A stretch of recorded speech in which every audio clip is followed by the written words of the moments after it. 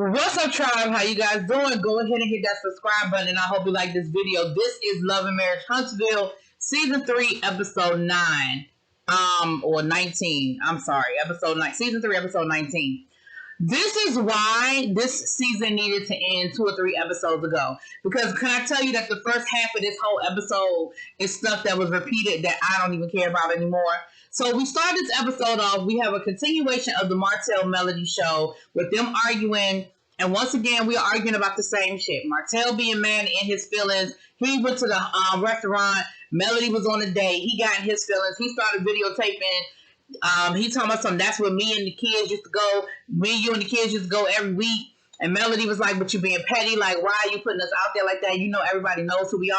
Well, why would you do that there? Why would you take him there? And here we are arguing. Whatever. They yelling at each other.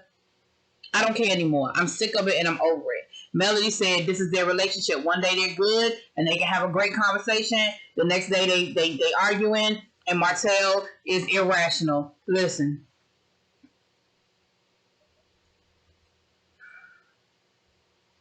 I just can't. I can't. I'm so over the Melody and Martell show. I can't. Then in the next scene, we see Miss Kimmy. We meet one of her girlfriends. She said they've been friends for a long time. They used to babysit each other's kids and all that good stuff. Well, come to find out, the best I could gather from this conversation is that the friend was cool with Kiowa. And that's how Kimmy met Maurice. And Maurice stayed with this friend when he left Kiowa and he moved to Alabama because I guess he ain't had nowhere to go. He was sleeping on her couch. And when she first met Maurice was already separated from Kiowa and divorced.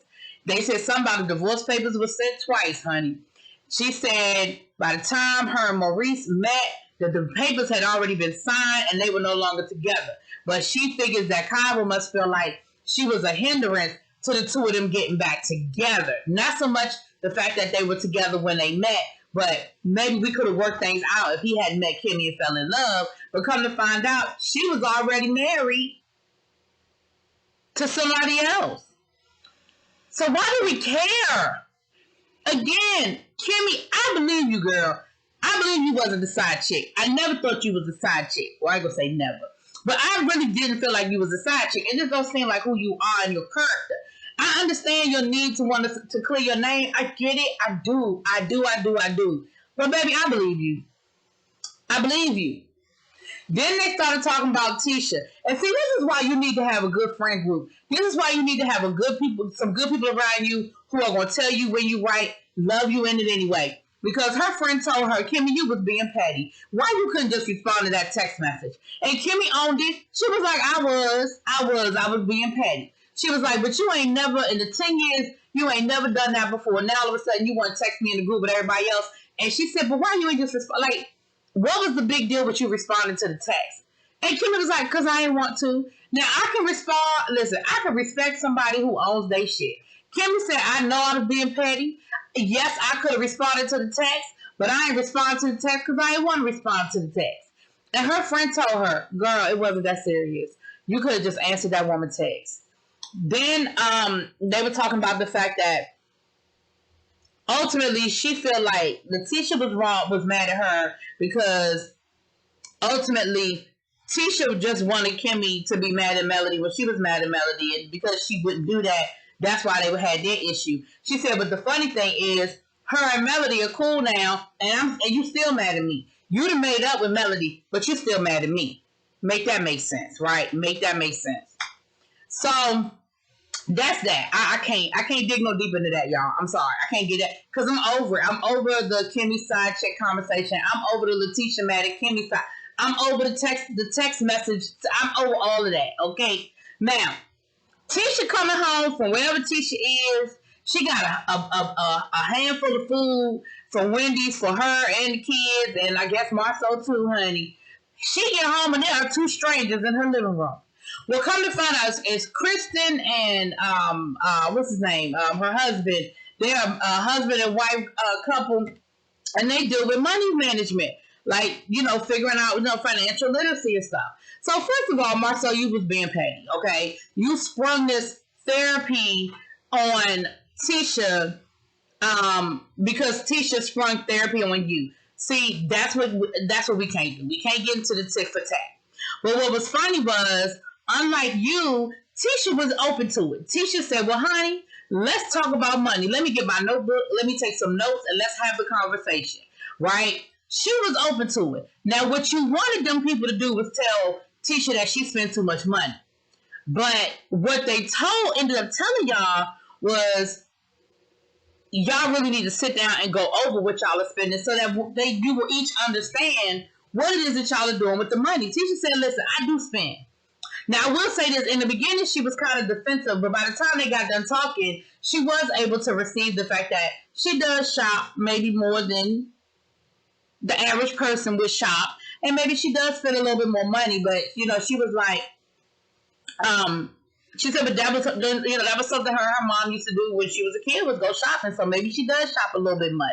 They went upstairs and looked through her closet, and, they agreed that as a woman, she does spend more money on things like her hair and her makeup and clothing, But then on the flip side, Marceau, he got about $300,000 worth of cars outside. He got his dream car, which is the Benz we saw last year with the lift up seats and all of that.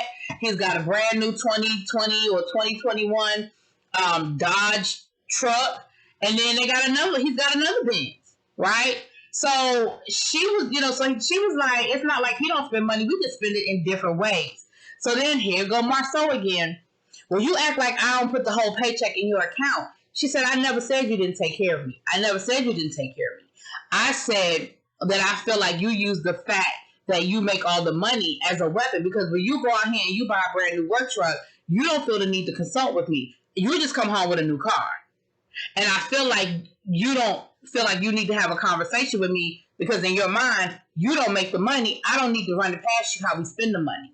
I put the money in your account. You spend it however you need to spend it. And when I want to spend money and how I want to spend money, I will spend it that way. But ultimately, I think their advice was honest and their advice was good, because their advice was probably once a month, y'all need to sit down and look at the bills. Look at what Tisha is spending. Look at what's going out. We know what's coming in, but look at what's going out. And it's funny because I just don't think Marceau got what he wanted, because I really thought he was waiting for Tisha to get an attitude about it, and I think he was waiting for them people to tell Tisha she was wrong and he was right. And neither one of those things happened. So joke's on you, Jack. Joke's on you, Marceau. Because that was petty. That was petty. Anyway. So then Miss Destiny is having her beauty to business luncheon. It's a networking event. It's the second one. So she did this last year. And she's also going to be revealing her book cover, the magazine cover for Hype Hair. So, all of the usual suspects are there. Melody's friend, the one she had her, she did the video shoot for at her estate, her compound, honey. She's there. She about to have her baby child. She about to drop it any second. She's there.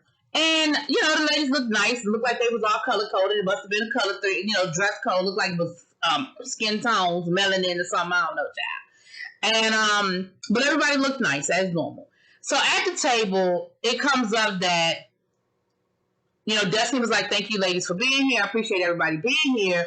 Well, come to find out, Destiny did not send out a sponsorship to Melody. She sent the sponsorship to Stormy. Stormy is Melody's friend, the one that's pregnant. And here's what I can appreciate in that moment, Destiny. She looked shocked. She couldn't believe that she didn't send Melody the information on a sponsorship. And she owned it. She said, that's on me. I dropped the ball. I apologize. I dropped the ball.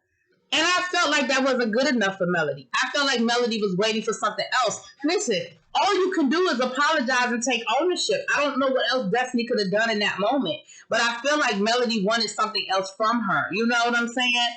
And Melody really act like she was still in her feelings. Well, of course, from there, here goes Tisha. Well, since we talking about sponsorship, I never got my check from you, Mel, for the Destiny race. And Melody was like, what? My people didn't bring you your check? Okay, girl, I got you. Now, again, Melody said she was not mad. She wasn't upset because she said, listen, if it was the other way around, I would ask her too. So I don't care that she brought it up at a different event because if I need to know, I'm going to ask too. So I can appreciate that Melody won't mad. Kimmy was like, but you got my check, right? So Letitia was like, yeah, I got your check. She was like, oh, okay, because, I just want to make sure because you blasted me. She said, well, you still didn't respond to the text. Kimmy was like, what is it that you would rather have? Would you rather me respond to the text and you not get your money, or you get your money and me not respond to the text? Make up your mind. You can't have both, because I'm telling you now, you ain't getting both. So then she said, she talked about how, Letitia had to bring up the fact, well, it was late. Kimmy was like, it's always late. Maurice is always late sending the money. Again, don't make shit brand new because now me and you are in a different space. Maurice is always late sending the money, but you got it, right? Like, you got it. Again, I could. So, Letitia pulls Tiffany aside. Tiffany, you want to go get some more champagne? She pulls Tiffany aside, and then she proceeds to grill this woman, talking about, well, Tiffany, you say that you're transparent and you're such an open book, but I've never, I don't know anything bad about you. What? So I gotta tell you my whole life story? I gotta tell you all the horrible things? She's like, I know you were married before, but we never talked about, what happened with your marriage and why you got divorced. Girl, are you serious right now? Like, this is the conversation we having in the middle of an event? That's what we doing? Girl, what? So then Tiffany, and you can see the confusion on Tiffany's face. Tiffany was like, well, yeah, I was married before and Lewis was married before and we both cheated, and I think that's why we were able to, we started off in that place of honesty, and I explained to him why I cheated and he explained to me why he cheated, and we were able to build off of that. And Letitia gonna say, well, why did you cheat? Girl! So Tiffany was like, well, I cheated on him before we got married. I cheated on him in high school. And Tisha was like, yeah, but she said, well, it don't count. If you haven't before the marriage, it doesn't count. She said, well, you're not being fulfilled. Why do you feel like you cheated? And I'm thinking to myself, when did this become the Spanish Inquisition? Like, where's all this coming from, Tisha? So then Tiffany said, well, I really don't want to speak too much on it because, he's deceased now. And in my mind, that's where the conversation should have ended. She gonna say, well, I just feel like Tiffany was being evasive. Like, she wouldn't give me a straight answer. I feel like she was being evasive. She probably was being evasive because she already told you that man is dead. And she probably don't want to speak ill of the dead, or she doesn't want to put something out there that he can't defend because he's not here to defend himself. He still has a family, he still has friends, and he may have kids. Well, I think he does have kids because she has children from her previous marriage. So she probably, even though she's probably transparent about her business, and I can respect that. I'll be giving Tiffany fever, but on this one, I can respect that. You don't want to necessarily go out here and be dogging this man out.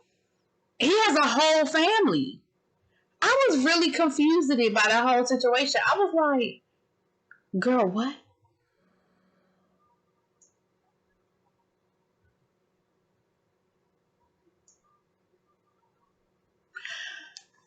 Tisha, I'm sorry, y'all. Tisha be on that. She just be on some other stuff sometimes. I don't know if it's the producers in her head telling her, I need a scene, I need a moment, go be messy, or if she just fucking messy. Okay? Anyway. So then we see Maurice having date night with Miss Kimmy. He invites her to the hotel. Well, before that, I'm sorry. Destiny did give, she was giving away gifts, and one of the gifts she gave away was a 7-night, I guess 8-day vacation to somewhere, child. And she said, I'm going to give this to somebody who I know deserves a honeymoon. And so she gave it to Kimmy. Of course, we all know that Kimmy ain't had her honeymoon. They got married in season 1, and every season we come back, Kimmy talk about this honeymoon. And Maurice keeps telling her, just book the trip, we'll go. And Kimmy's thing is, but I don't want to just book the trip. Like, it's our honeymoon. We need to plan it. And she even told her girlfriend earlier in the episode, if I plan it, he'll go. But we got monster with football. We got this. We got that. We got this. We got that. So again, that's what it is. So they're having dinner. It's very romantical. He done decorated the hotel room. He got balloons and dinner, and it's nice candles and everything. It looks really, really nice. It looks really, really nice. Um, and he told her, he talked to Dr. Francis and and Kim said what I've been saying for the last 3 episodes. She said everybody just go to Dr. Francis. We need to just put him on retainer. But he did tell her that what Dr. Francis said resonated with him.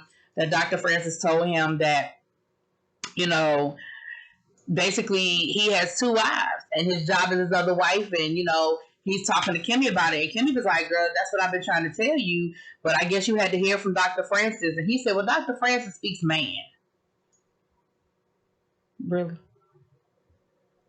And then Maurice gives Kimmy a piece of paper with an island on it. I mean, they blurred out where it is. I mean, I guess they think we're going to stop them. I don't know.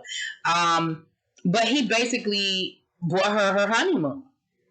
And she cried, and it was really emotional. And so I thought it was really sweet that they were able to come, that he was able to hear it, and the way he even told her he heard it with the whole romantic date night situation. So I thought that was really sweet. It was really, really nice.